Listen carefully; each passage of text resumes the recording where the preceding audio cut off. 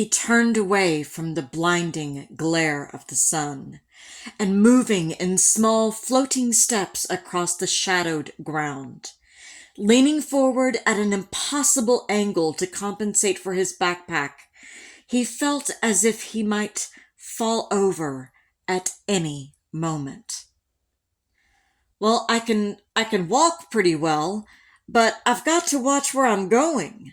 Conrad kept walking until he could look past Intrepid's foil-covered bulk to the east, across a vast bowl twice the size of a football stadium, and he could hardly believe what he saw. On the crater's shadowed far wall sat a tiny, spindly white shape. It was Surveyor 3. He let out a high-pitched cackle. Does that look neat? It can't be any further than 600 feet from here. How about that? In Houston, Capcom Ed Gibson radioed congratulations, but his words were drowned out by the sound of applause. The trajectory people had done it. Conrad was elated. But the trip to Surveyor would wait until tomorrow. Right now, Conrad had work to do. And after a few moments, everyone listening in Houston and around the world heard an unaccustomed sound from the lunar surface. The sound of Pete Conrad humming, dum da dum dum dum. Nothing in particular, just tuneless, mindless humming. Dum diddy dum dum dum. Inside of Intrepid, Bean didn't notice the humming at first. He'd heard his commander do the same thing in the simulator and flying a T-38. Even for Pete, though, this was more than usual. Every few minutes, the tune that had no tune crept onto the Earth-Moon airwaves.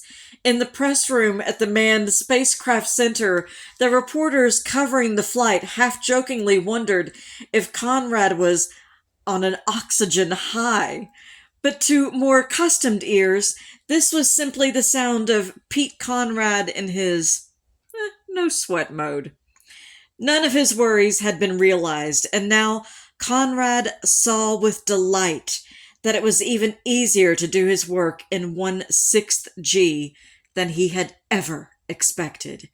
If everything kept going this well, the mission, not to mention some lunar rocks and a few pieces of Surveyor 3, was practically in the bag already.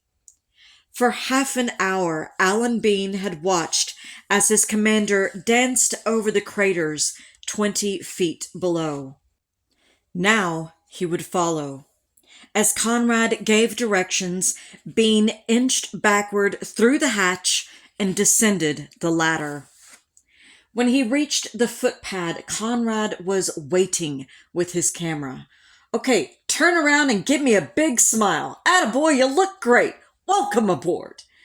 For the rest of his life, people would ask Bean what it was that he was thinking at this very moment. And he would tell them that his thoughts were on one thing: his checklist. On his left cuff, he wore a checklist that looked like a small spiral notebook. Conrad had one too. On those pages, almost every minute of their time on the moon was already accounted for. Before the flight, it had been Bean, with his love for detail, who had delved into the task of helping to write that checklist.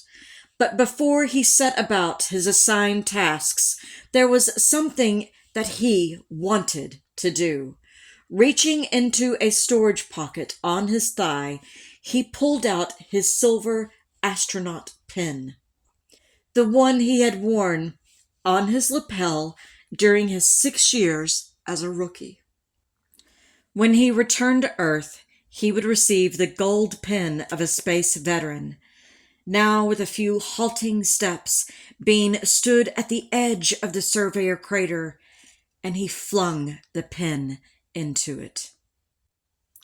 As Conrad was setting up an umbrella-shaped S-band antenna to improve communications with Earth, he called to Bean, "How about doing some useful work, like getting that TV camera going?" "Okay," Bean answered brightly. "Good idea.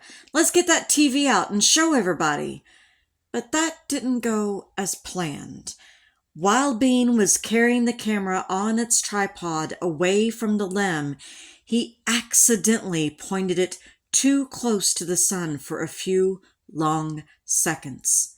By the time Bean realized the mistake, it was already too late.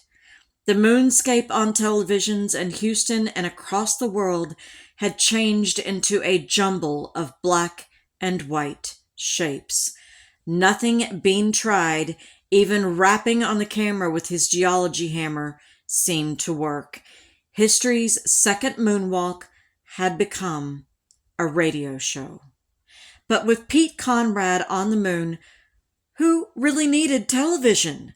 When he wasn't talking to Bean, he was talking to himself, or he was humming or laughing, and in the midst of some task he would suddenly cackle, and no one knew why, except for the backup crew.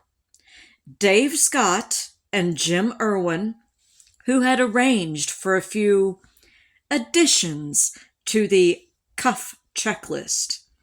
They had adorned pages with cartoons of Conrad and Bean as Snoopy astronauts, just like the comic strip Beagle's spacefaring persona. But what really made Conrad laugh were the Playboy pinups, reduced to about 3 inches square, annotated, of course, with proper geologic terminology. Don't forget to describe the protuberances. The funny thing was, there were a couple of mounds poking up from the undulating plain, and the geologist had asked him to keep an eye out for unusual features, and here they were. They were a few 100 feet from the limb, and Conrad made a mental note to get over and take a look at them, perhaps after the scientific work. As they worked around them, the ocean of storms stretched in all directions, an undulating plain that rose and fell with craters of every size. Surprisingly, if Bean didn't think about it, the moon didn't really seem like an otherworldly place. But if he looked high into the black sky, he saw the earth. And the sight of it was enough to bring home the electrifying realization of exactly where he was standing. Keeping a cool head, he told himself, "You don't have time now. You can think about this after the flight." But just now, things were going well, and when he began to deploy the magnometer, Bean allowed himself a moment of fun. Removing a set of styrofoam packing blocks, he took one of them and gave it a sidearm fling, and it sailed into the distance for an impossibly long time, tumbling in slow motion against the black sky before landing. He took a second block and called out to Conrad, who was busy working.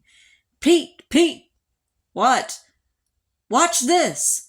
And Bean made an underhand toss.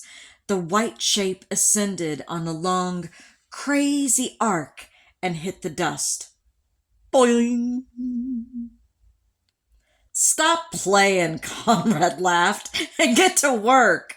Come on, maybe they'll extend us until 4.5 hours. I feel I could stay out here all day." It was true. They could have handled a moonwalk twice as long as the 3.5 hours allotted, and that's what Conrad would say in the debriefing when he was back on Earth.